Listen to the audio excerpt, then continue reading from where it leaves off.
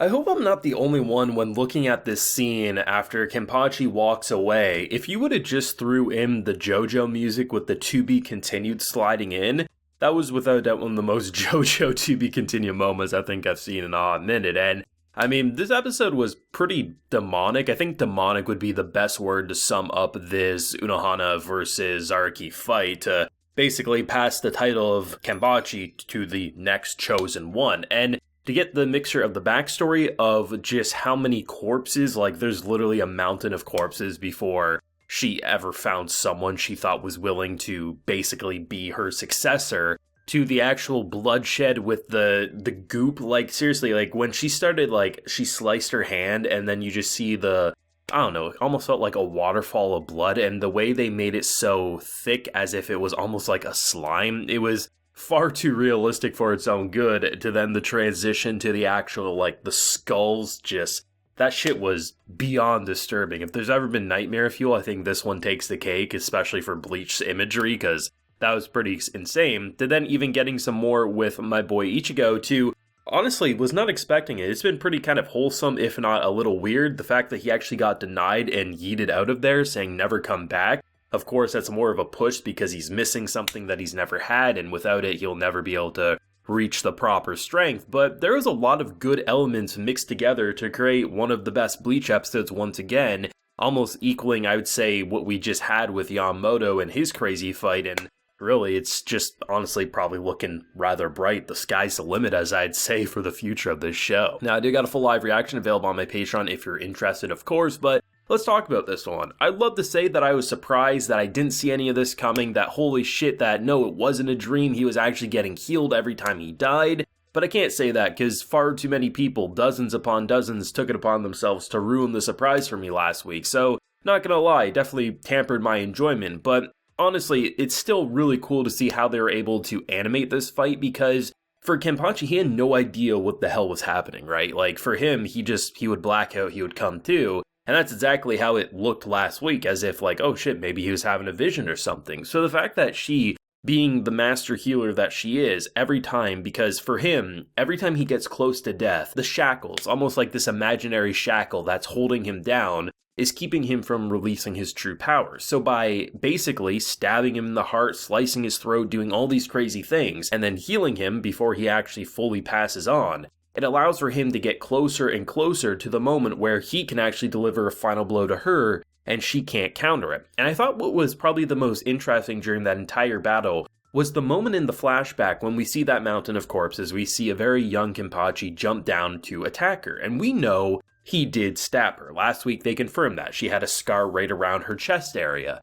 But it's the fact that the immediate sneak attack got her, and the fact that she, was just bored. She has no challenge, she has no successor in mind, and then this kid from nowhere comes out, and yes, she beats him rather easily, but the fact that he got a blow onto her, like, it's no wonder why she immediately chose him, because who else has ever done that to her in her life? Based on what we're seeing, absolutely no one. So then to see how, over the course of this episode, she was the one with all the dialogue. Like, he didn't say, like, anything, and if he did, it was only a handful of words. She constantly was dropping exposition, this info for the viewer, but also it almost felt like her farewell speech in a lot of ways, just even for herself. And to see it get escalating and escalating and escalating to the point of literally seeing him, like, it felt like if you were in the middle of a nuclear blast, like, that's how your skin would then rip off. You'd see the bones, and then the bones would start to shatter. The difference here is that he actually, the bones stayed on so he could continue his attacks. And there was just some pure demonic energy going on here. And I mean, when you look at Kenpachi's life, I mean, he is a demon, right? I mean, a lot of people are rightfully scared of him. He's one of my favorite characters, don't get me wrong, but from what we can see, like, the boy's going to hell when he dies, and I think her as well. Like, I think these two characters, with the amount of lives they took, I mean, whatever the hell in this world is, like, that feels like they are first class to that destination. I think that's what makes the fight so good, is that they played into it. It didn't feel like a heroic fight. It didn't feel like a fight between noble warriors.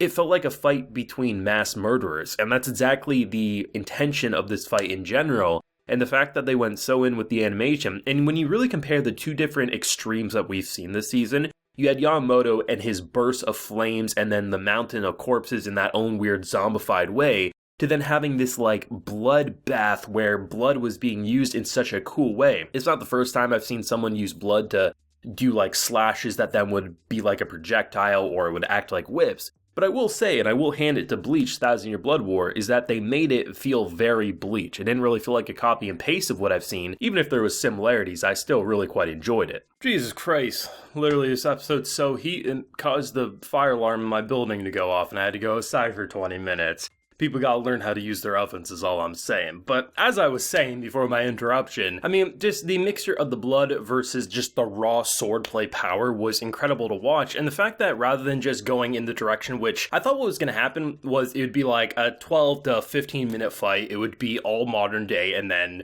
we would end up with the killing blow with Kenpachi, because obviously he would be the one who would survive. I mean, it'd be more of a plot twist if he was the one who died and he wasn't the actual successor this whole time, but the fact that they sprinkled in that backstory, which really puts into perspective just how hard it is to pass that title on, right? It's just incredible to see what they're able to accomplish both with the past and the present, and by sprinkling in some Ichigo stuff, it just kind of was like the icing on the cake. The thing that I've really enjoyed about this 1000 Year Blood War arc is that not only is it the craziest fights, I would argue, between Yamamoto to the Kenpachi stuff, it also has some incredible antagonists. And I mean, when you have characters like Aizen who are just their peak antagonists in a lot of ways, to have someone like the Quincy King and just the level of threat that he's opposing, and then to have characters literally look Ichigo in the eye and say, get the hell out and never return sort of a thing. It really does a great job at establishing the level of threat, the level of what the hell are we experiencing,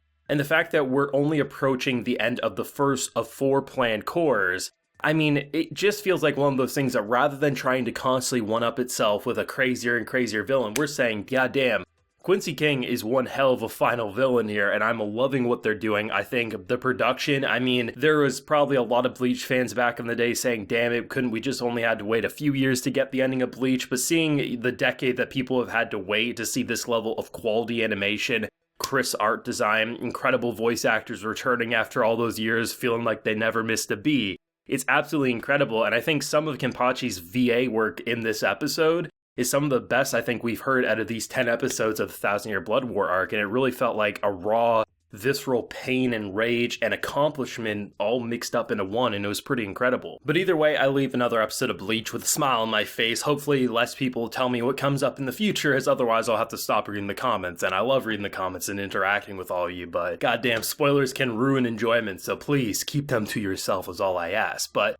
besides those, I'd love to know everyone's thoughts and feelings on this episode and what you may hope to see going forward with the remaining core here. Do let me know down below. Leave a like if you enjoyed and subscribe if you're new around here. And like I mentioned, there is a full live reaction available on the Patreon, and you can also get video shadows while you're there, like a few are about to get here. So we got Karis8894, Jared Fan, and Monty7. So I appreciate the support, everyone. Please take care and have a good one.